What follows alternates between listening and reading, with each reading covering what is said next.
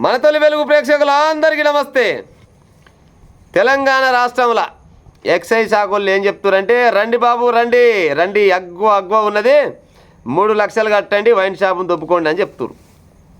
3 లక్షలు కడితే వస్తే లక్షల కోట్ల రూపాయలు సంపాదించుకోరు, పోతే 3 లక్షలు పోతే పోయినాయి. కానీ మీరే కాదు, మీ దోస్తులకు కూడా చెప్పురని ఫోన్లు చేసి మరి టెండర్లు వేయమని చెప్తున్నారంట. కానీ మునుగోళ్ళ మాత్రం కొద్దిగా అంత భిన్నంగా జరుగుతుంది ముచ్చట.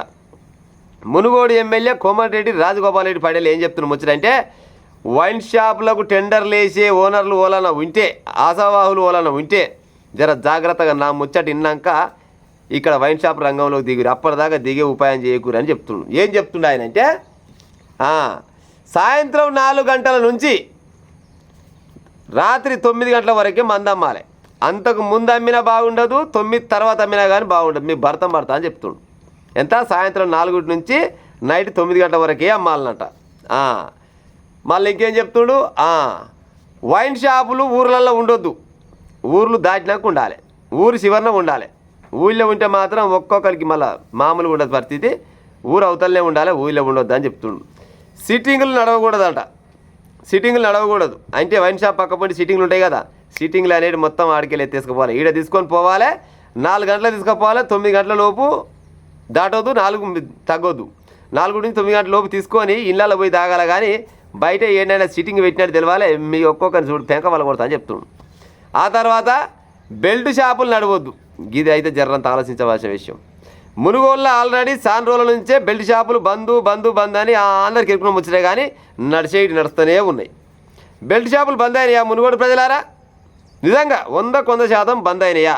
అక్కడనో ఇక్కడనో నడుస్తూనే ఉన్నాయి. నడసకు ఇట్లా పాడే మంది ఎడికి వెళ్తే పాడవుతుంది. సిండికేట్లు ఉండొద్దు అంటే మరిగా వైన్ షాప్ ఓనర్లు బతారా? వాళ్ళు బతకరు. ఇప్పుడు వాళ్ళు బతకడం కోసమే కదా, జనాలు ఎక్కడైనా వస్తే వాళ్ళకేంది. కానీ రాజగోపాల్ రెడ్డి పటేల్ ఏం చెప్తున్నాయంటే, సిండికేట్లు మాత్రం ఉండొద్దు. ఇది ఎవరిని ఇబ్బంది పెట్టాలని తీసుకున్న నిర్ణయం అయితే కాదు. మళ్ళీ ఈ మాట కూడా చెప్పిండు, ఎవరిని ఇబ్బంది పెట్టాలని తీసుకున్న నిర్ణయం కాదు, కానీ ప్రజలు, యువత వాళ్ళు ఆరోగ్యంగా ఉండాలి, ఆర్థికంగా ఎదగాలి, అందుకోసమని ఈ నిర్ణయం తీసుకున్న గసోటోళ్ళు అయితేనేమో రారి, లేకపోతే అటుకెళ్ళి అటే వీకూరు అని చెప్తుండు. మరి అవుతుండొచ్చు నాకు ఈ పని ప్రజలారా. మంచి నిర్ణయమే, చాలా గొప్ప నిర్ణయం. కానీ తెలంగాణ రాష్ట్రం దగ్గర 10-20 ఏళ్ళ నుంచి వైన్ షాపులను నమ్ముకొని ప్రభుత్వాలు నడుస్తున్నాయి, అవునా కాదా? ఇప్పుడు వైన్ షాప్ ఉదయం 9 గంటల నుంచి రాత్రి 10, 11, 12 వరకు నడిస్తేనే కొన్ని శాఖలలో కొన్ని డిపార్ట్మెంట్లలో జీతాలు ఆలస్యంగా పడుతున్నాయి.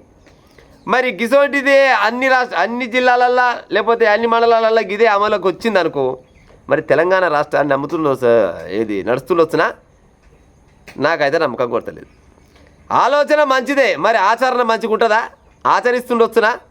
ఆల్రెడీ బెల్ట్ షాపులు బంద్ అని చెప్తున్నారు మునుగోళ్ళ, కానీ అక్కడక్కడ మందు దొరుకుతూనే ఉంది. మరి ఎక్సైజ్ డిపార్ట్మెంట్ వాళ్ళు ఏమో రావాలి ఎయ్యూరి అనే వాళ్ళు చెప్పబట్టిరు.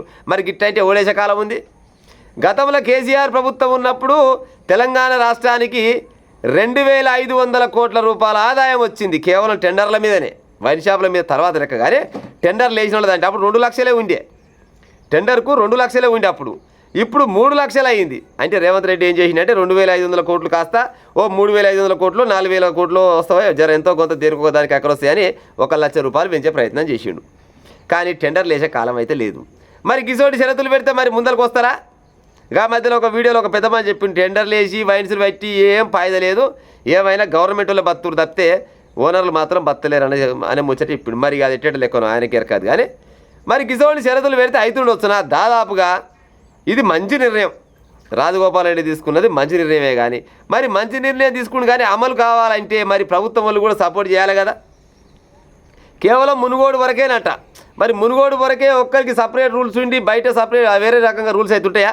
మరి రేవంత్ రెడ్డి పటేల్ ఏమంటాడు? మరి ఎంతసేపటికి అనుకుంటున్నారు కాంగ్రెస్ పార్టీలో కొంతమంది అనుకుంటారు, పాడైపోయి రాజగోపాల్ రెడ్డి కర్మకు గెలిచినేవరని ఆయన తల్లి చాలా మంది ఓడిపోయారు, అందులో ఈయన ఓడిపోయినా కానీ జంజాడు పోనేమో అనుకుంటున్నట్టు గుర్తుంది.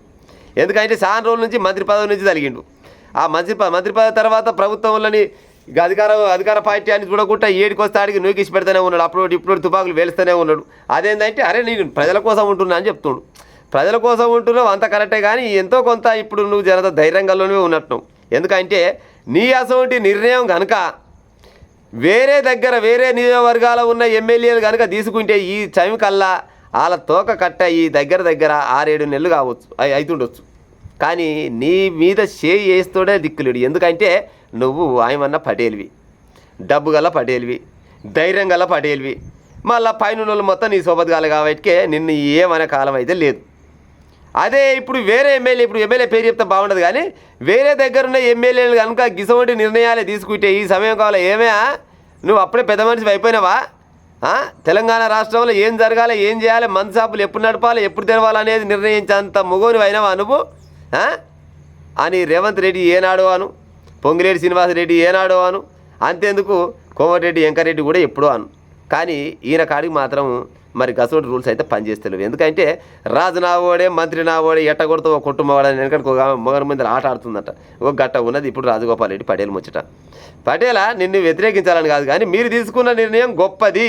కానీ మరి ఇప్పుడు తెలంగాణ రాష్ట్రంలో మందును నమ్ముకొని బతుకులు చాలా, ఇప్పుడు అన్ని రకాలుగా తెలంగాణ ప్రభుత్వమే మందును నమ్ముకొని బతుకుతుంది. ఇవాళ ముసలోళ్ళకి పింఛన్లు వేయాలన్నా టైంకు, ఏది మన ప్రభుత్వ ఉద్యోగులకు జీతాలు వేయాలన్నా, ప్రపంచ బ్యాంకు వడ్డీ కట్టాలన్నా. మరి ఇవన్నీ ఎట్టాయి పాడైతాయి? అన్ని రకాలుగా ఉంటేనే ఇది సమయానికి అంతలేవా పాడైపోయిన పైసలు. మరి గిసోటి షరతులు పెడితే మరి ముందరకు వస్తుండొచ్చునా? మరి ఆలోచించాలి. మరి మనం అయితే నేనైతే అనుకుంటున్నా ఇదైతే అమలు కాకుండా అనుకుంటున్నా. అయితే మాత్రం సంతోషమే. మరి అవుతుందా కాదా అనేది వీడియో చూసే ప్రజలంతా జర మీ కామెంట్ రూపకంగా చెప్పే ప్రయత్నం అయితే చేయాలి. నా నియోజకవర్గం, మున్గోడు నియోజకవర్గంలో మాత్రం నేను మాత్రం ఎట్టి పరిస్థితుల్లో నేను నడవలేను. నాకు ఈ పదవి ఉన్నా లేకున్నా పదవి ముఖ్యం కాదు. నాకు ప్రజల ఆరోగ్యం ముఖ్యం, ప్రజల ప్రాణాలు ముఖ్యం. టెండర్ వేసి వైన్ షాప్ వాళ్ళకి ఏం చెప్తున్నామంటే, మీరు టెండర్ వేయదలుచుకుంటే వైన్ షాప్ల పక్కన పర్మిట్ రూమ్ అని ఉంటుంది. అది మా డే టైంలో తాగుతుర్రు. అక్కడికి వచ్చి అక్కడ అందరి చుట్టుపక్కల ప్రాంతంలో అందరికీ ప్రాబ్లమ్స్ అవుతున్నాయి. అక్కడ పర్మిట్ రూమ్ అనేది ఉండదు. మా మున్గోడులో మేము నడవలేము అని చెప్పినాం. అలౌ చేయను. నేను ఎమ్మెల్యేగా ఉన్నంత వరకు ప్రజల ప్రాణాలు, ప్రజల ఆరోగ్యమే నాకు ఇంపార్ట్ తప్పితే ప్రజల జీవితాలతో ఆడుకునే ఎవరు ఏ పని చేసినా ఎట్టి పరిస్థితుల్లో ఒప్పుకునే ప్రసక్తే లేదు. ఊరు బయట ఉండాల్సిన వైన్ షాపు ఊరు సెంటర్లో ఉంటుంది.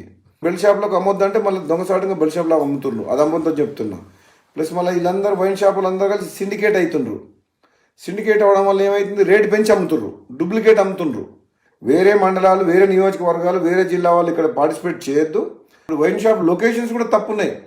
టౌన్లో, సెంటర్లో, పబ్లిక్ ప్లేసెస్లో పెట్టిండ్రు. అది ఊరు బయట పెట్టాలి వైన్ షాప్. అసలు తప్పకుండా ఈ మున్గోడుతో పాటు తెలంగాణ రాష్ట్రంలో ఈ ఎక్సైజ్ పాలసీని సమీక్షించి ఈ ప్రజల ఆరోగ్యం ఖరాబ్ చేసేది కాదు, ప్రజల ఆరోగ్యం మెరుగుపరిచే విధంగా మనం ఏ విధంగా ప్రభుత్వం పనిచేయాలనో ఆలోచన చేయాలని చెప్పి కూడా ప్రభుత్వం దృష్టికి తీసుకుపోతాను నేను తప్పకుండా.